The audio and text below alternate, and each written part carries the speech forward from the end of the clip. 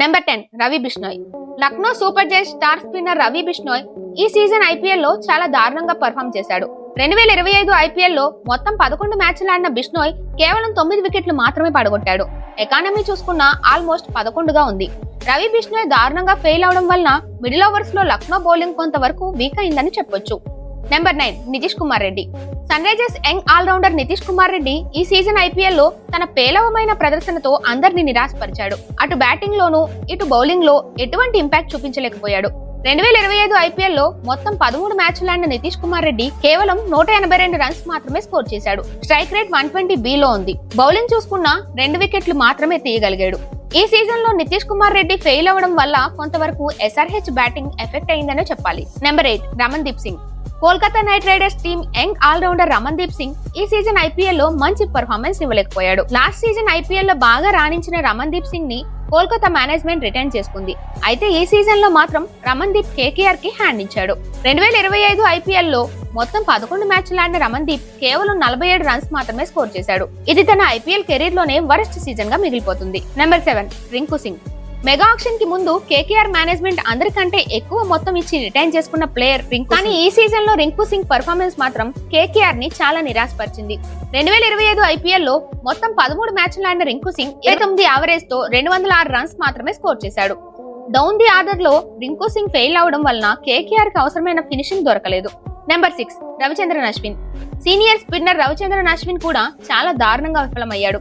Chennai super Kings management ఈ season కోసం 9.75 కోట్లు ఇచ్చి అశ్విన్ ని తీసుకున్నారు. కానీ అశ్విన్ పర్ఫార్మెన్స్ చూసిన తర్వాత అనవసరంగా తీసుకున్నాం అని ఫీల్ అవుతున్నారు. 2025 ఐపీఎల్ లో మొత్తం 10 మ్యాచ్లు ఆడిన అశ్విన్ కేవలం 7 వికెట్లు మాత్రమే పడగొట్టాడు.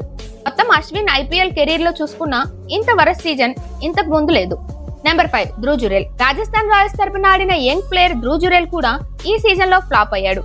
మెగా ఆక్షన్ కి ముందు రాజస్థాన్ 14 కోట్లు పెట్టి జురేల్ ని రిటైన్ చేసుకున్నారు. కానీ ధ్రువ్ జురేల్ పర్ఫార్మెన్స్ మాత్రం 14 కోట్లకు వర్తబుల్ కాదు అనిపించింది. 2025 సీజన్ లో మొత్తం 14 మ్యాచ్లు ఆడిన ధ్రువ్ జురేల్ 333 రన్స్ మాత్రమే స్కోర్ చేశాడు. ఇంపార్టెంట్ టైంలో రాజస్థాన్ కి సరైన ఫినిషింగ్ అందించలేకపోయాడు. నెంబర్ 4 ఇషాన్ కిషన్. చాలా సీజన్ల నుండి ముంబై తరపున మంచి పర్ఫార్మెన్స్ చేస్తున్న ఇషాన్ కిషన్ ను ఈ సీజన్ లో 11.25 కోట్లు ఇచ్చి సన్ రైజర్స్ తీసుకున్నారు. కానీ ఇషాన్ కిషన్ సన్ రైజర్స్ కి తన బ్యాటింగ్ తో పెద్ద షాక్ ఇచ్చాడు. మొదటి మ్యాచ్ లో సెంచరీతో అదరగొట్టిన ఇషాన్ కిషన్ ఆ తర్వాత మ్యాచ్ లో దారుణంగా ఫెయిల్ అయ్యాడు. 2025 ఐపీఎల్ లో మొత్తం 14 మ్యాచ్లు ఆడిన ఇషాన్ కిషన్ 354 రన్స్ మాత్రమే స్కోర్ చేశాడు. నెంబర్ 3 మొహమ్మద్ షమి. గత కొన్ని సీజన్లుగా ఐపీఎల్ లో బెస్ట్ పర్ఫార్మెన్స్ చేస్తున్న మొహమ్మద్ షమి కూడా ఈ సీజన్ లో సన్ రైజర్స్ కి హ్యాండ్ ఇచ్చేశాడు. భువనేశ్వర్ కి రీప్లేస్ గా షమీని తీసుకుంటే ఎస్ఆర్హెచ్ ని నిలువున ముంచేశాడు. 2025 ఐపీఎల్ లో మొత్తం 9 మ్యాచ్లు ఆడిన షమి కేవలం 6 వికెట్లు మాత్రమే పడగొట్టాడు. ఈ సీజన్ లో షమి ఎకానమీ 12కు దగ్గరగా ఉంది. షమి ఐపీఎల్ కెరీర్ లో ఇదే వరస్ట్ సీజన్ అని చెప్పొచ్చు. Number 2 Venkatesh Iyer. Mega auction లో ఎవ్వరూ ఊహించని విధంగా కేకేఆర్ మేనేజ్మెంట్ 23.75 కోట్లకు వెంకటేష్ అయ్యర్ ని కొన్నారు.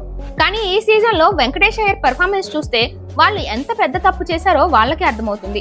అసలు ఏమాత్రం ఇంపాక్ట్ చూపించలేకపోయిన వెంకటేష్ అయ్యర్ ఈ సీజన్ లో మొత్తం 11 మ్యాచ్ల్లో 142 రన్స్ మాత్రమే స్కోర్ చేశాడు.